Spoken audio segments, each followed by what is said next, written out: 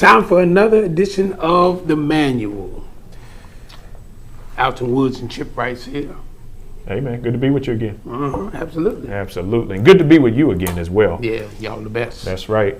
Hey, before we jump in, man, did you see the trade package for Russell Wilson to the Denver Broncos? 2 1s, 2 2s, a 5, and 3 players. And one of those are conditional. It seemed like maybe that was somebody else. No, they're sending a 4 back. Seattle's sending a 4 back. I'm thinking about the Carson Wentz thing, which the Commanders didn't work out so well in the NFC East the last time. But can Russ cook in Denver? Did Russ even really cook in Seattle? I think he simmered in Seattle. He simmered. And now I think he can cook. I just think he simmered in Seattle because of Pete Carroll. It was like run the ball, play good defense, win the championship. So he had DK Metcalf. What was the other receiver's name? Lockett. Yeah. Does he really have better weapons in Denver? Well, they're saying that overall Denver is a better team. And we're going to see in a minute. They have a better defense. Yes, much better defense. I think the offensive line is better too. But we're going to see in a minute. But last I checked, Russ threw a pick when he had the Legion of Boom as his defense that cost him a Super Bowl.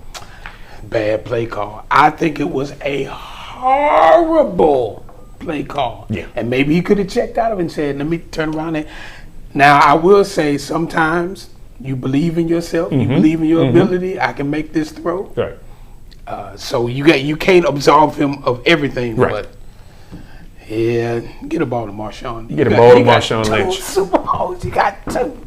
About to work on the 3rd one. Bold prediction. Okay. Within 3 to 5 years, Seattle's going to regret this trade because they still won't have a franchise quarterback. Right, that's true. Denver's going to regret this trade because they won't have depth on their team and they have no draft picks to replace it.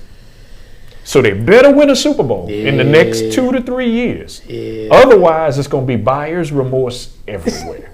But Brother Mahomes, Brother Herbert, and Brother Carr, they're going to have something to say about it. Russ just went from Kyler Murray, Matt Stafford, and Jimmy Garoppolo to Mahomes, Carr, and Herbert. Yikes. If he cook, he better have some leftovers. Wow.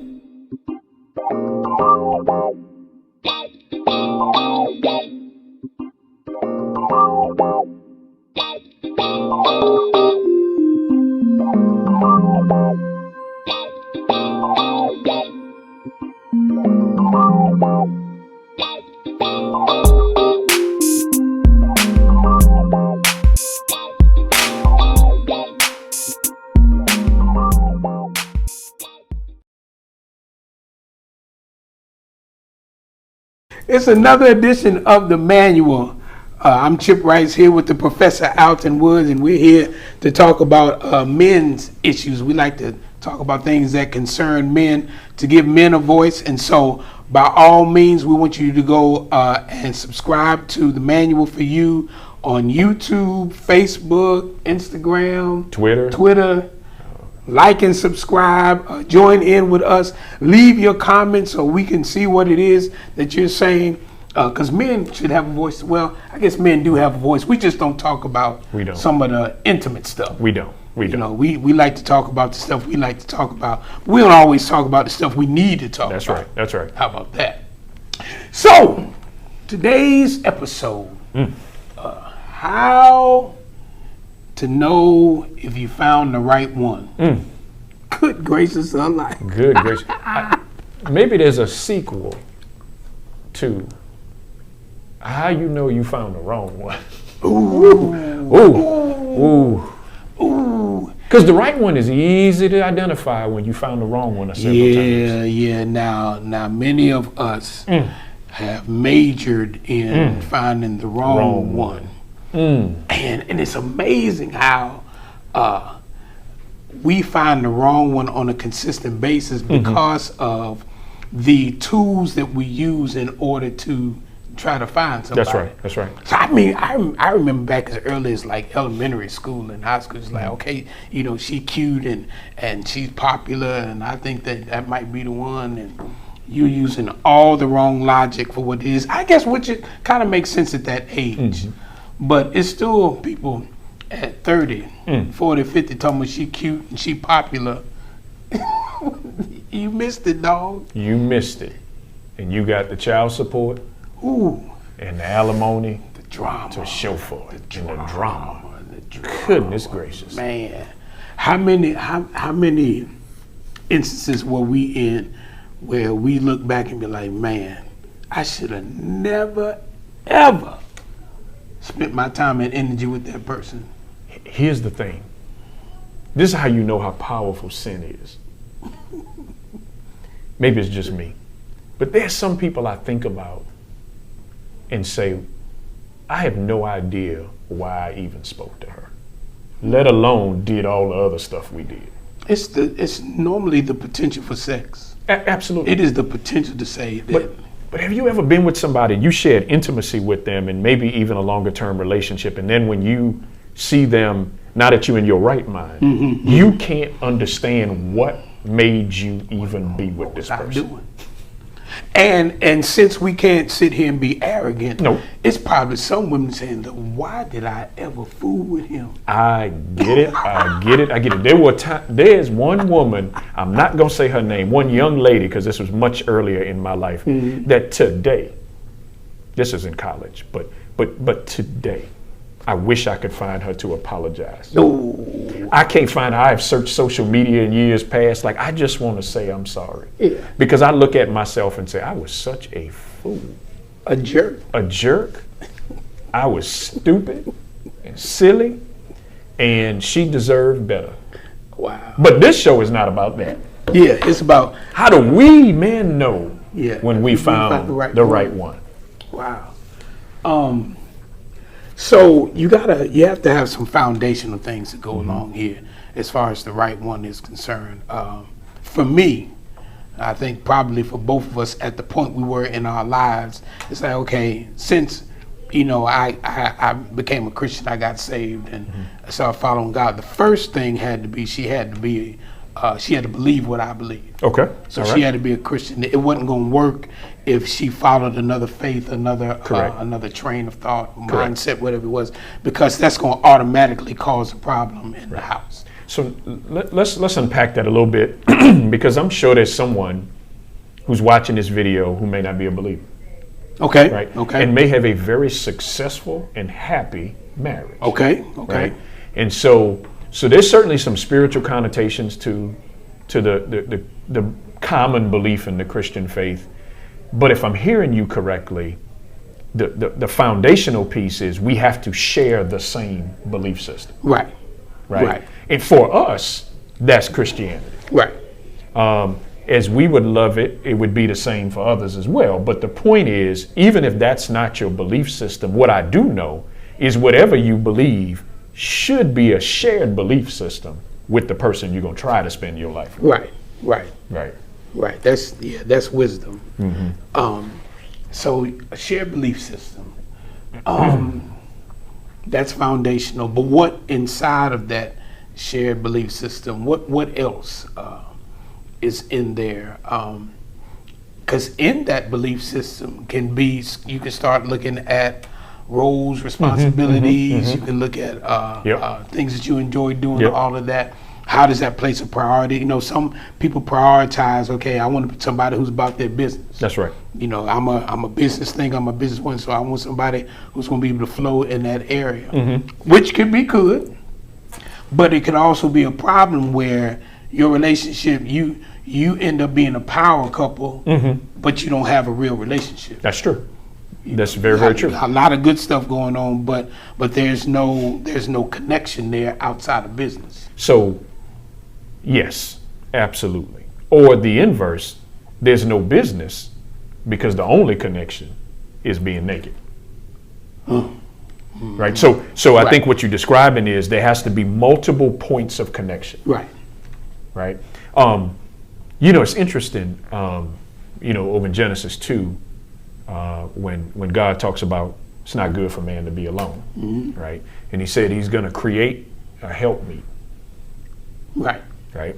And so operative word for me is help. Right. So if he's making a statement, I'm going to create a help me, does it imply that I need help? Yes, Lord. Does it imply that all men need help? Yes, Lord. Yes, Lord. Because I think sometimes that we can become so arrogant that we don't think, I got this. And he's telling us out the gate. Commercial break. Man, if you don't think you need help, your relationship is destined to fail. It will fail. It will fail if you don't think you need help. Now, if we can keep it real, just because we know we need help doesn't mean we always like to receive it. Right. Especially from our wives. And especially in the way it's presented. Yes, sir. Yes, sir. Yes, sir. My wife and I had a conversation years ago where I was like, it's not what you're saying. It's how. It's how. What you're saying is exactly right. How you presenting it to me, you got a diamond that's wrapped up in dookie. Like, you want me to be okay with it? It's just like, it's how and when. Timing matters. Because let's be honest, you out taking care of things, working all day, whatever it is that you do all day, and you walk in the place where you want to come to have peace and tranquility and refuge. That's right. And the moment your key hits the door and the door opens,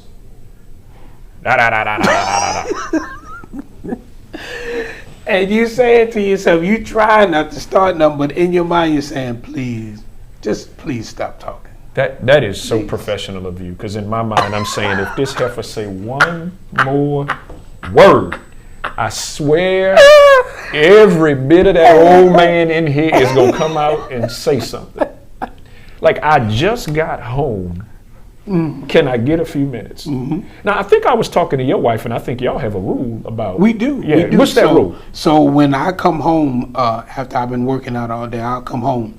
If I come in the house and I'm talking or I'm talkative, then she will engage in the conversation. And then if there's something we need to discuss, she'll keep going from there. If I come in and she says, hey, and I say, hey, and I keep walking, she said, well, then he needs to decompress. Right. And so she gives me at least a minimum of 30 minutes before she addresses any topic as far as the house is concerned. Of course, unless it's some type of emergency. Right. But she understands that I've been dealing with people all day.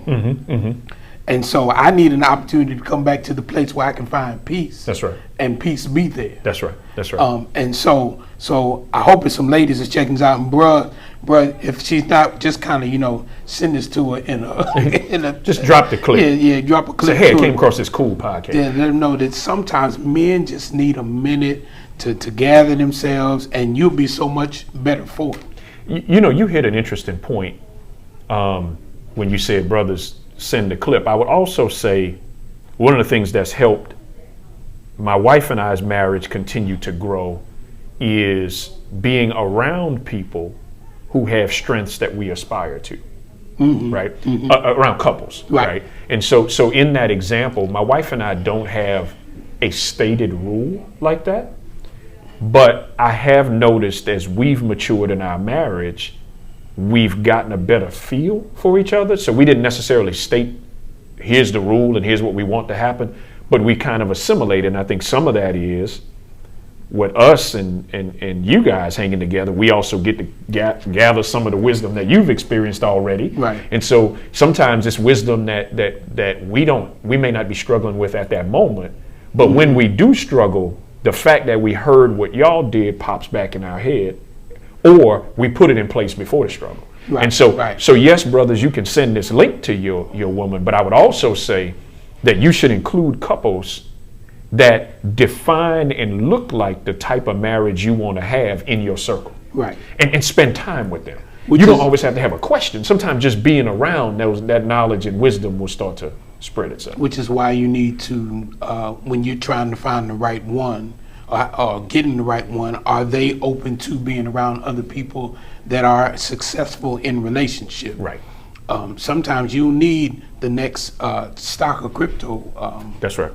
information. You need to find somebody who has done it right, that you can say, okay, I want to follow after their example so that I can have a great relationship. Right. Because If you do it wrong, she's going to take half the stock anyway on her way out.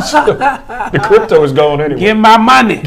Yeah, run me my money. All right, go ahead. All right, so those things kind of foundationally. Right. You also want to find somebody who, likes some of the same stuff you like. Right. What can y'all do together?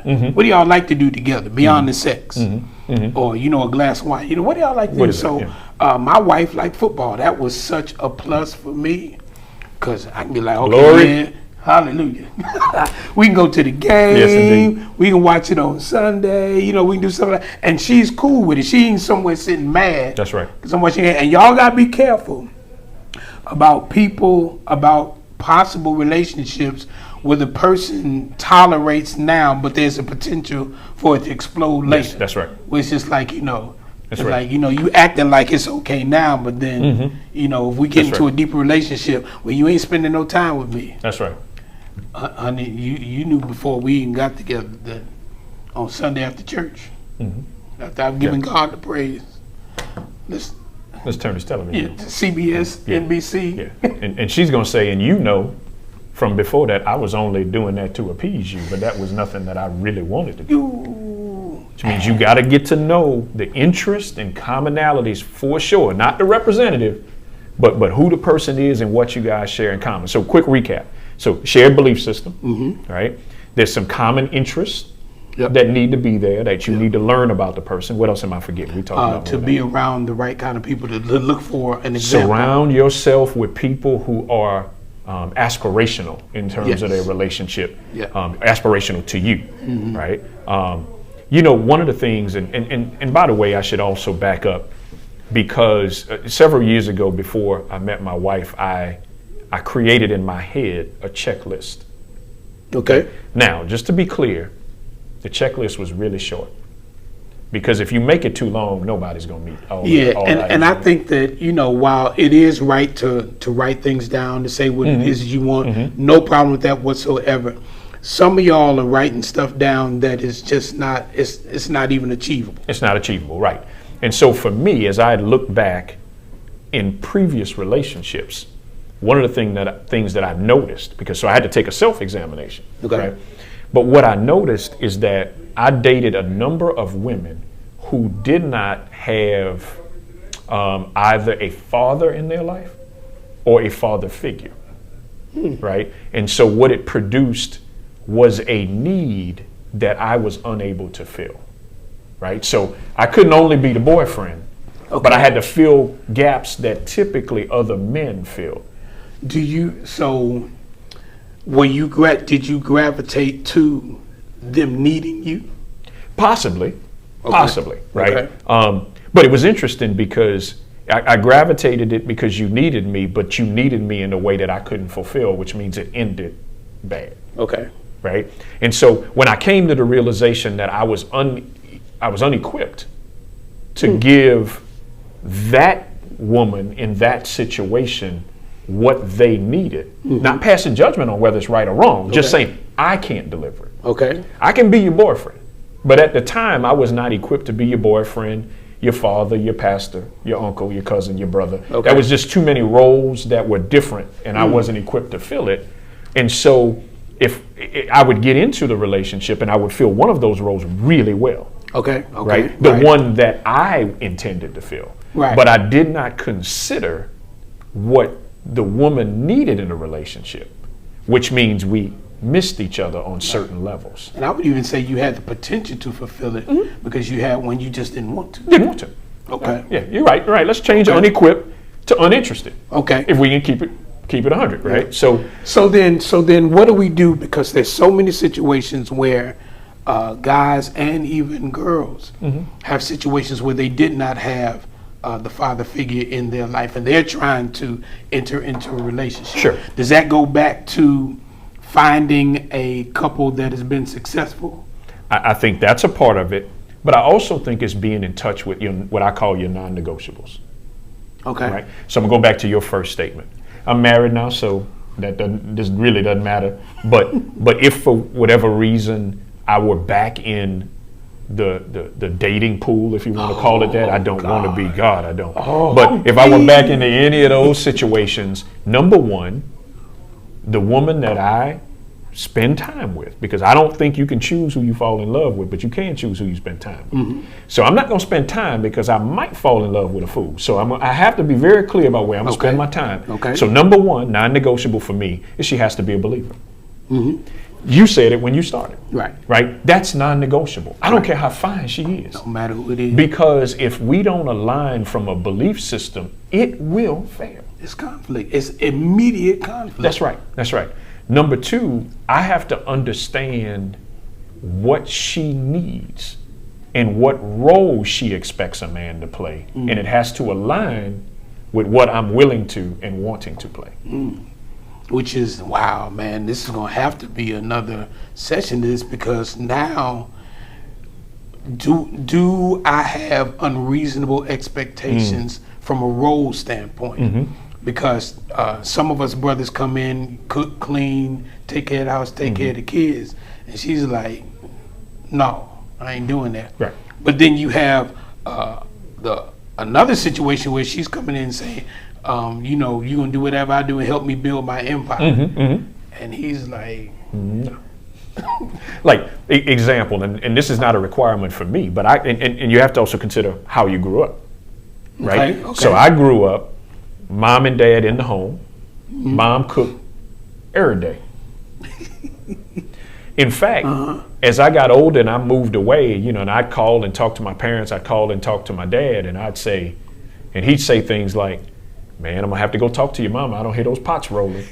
Right? There was a firm understanding that it's gonna be some cooking going on Port Street. Okay. But so if that shaped what I wanted and needed in a wife, and I'm now going to date and potentially marry someone who thinks we're supposed to go out to dinner every night, it doesn't matter how fine she is. Because once she puts some clothes on and start digging in my wallet to go out again, we're going to run into this friction. Be conflict. And so we have to deal with that. So for me, both what she wants and what I want, at least as best you can tell early in the relationship, has to have a level of alignment. Okay. Right? Now, it doesn't mean people are perfect, and you can move some stuff around and reshape your priority list. But if it's truly a non-negotiable, and for as small as this may sound, if it is a non-negotiable, if your wife need to cook 5 to 7 times a week, then you better find out early if that's what she's willing to do.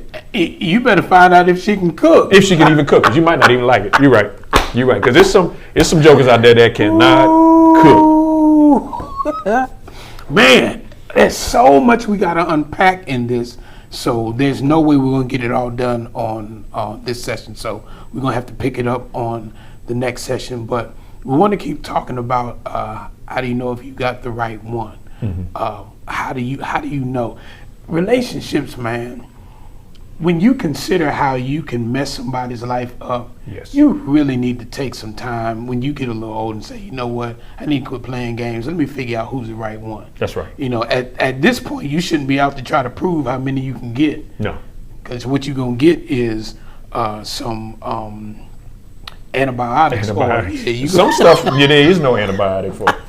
Some stuff you're going to keep with you. Yeah, what you like need. Luggage. Yeah. So we're gonna come back and jump back on this topic on our next session, so we can kind of figure out how do I know if I found the right one. That's right. So I think that's important. I think it's important, especially if you have any intentions of committing and spending the rest of your life with that person. So right. And brothers, so we want you to do 2 things other than 3 things: like, share, subscribe, comment, do all of those things. Number 2, drop in the comments if you think you found the right one. How do you know that? What about that person made them the right one? Yep. Right. And then the third thing, and I'm just going to ask everybody to have a moment of meditation around this one. If you think you found the right one, but you have not married her yet, why not? Love to come and talk about that later. What's the hold up? What you waiting for? You better not let her watch this one then, because she gonna be like, you know how they do, they prop them to the side. Oh yeah. Now y'all better get it together because I'm about to pay a couple of dollars for Facebook to boost this post, and it might just drop in her timeline. So you better go on ahead and get it figured out.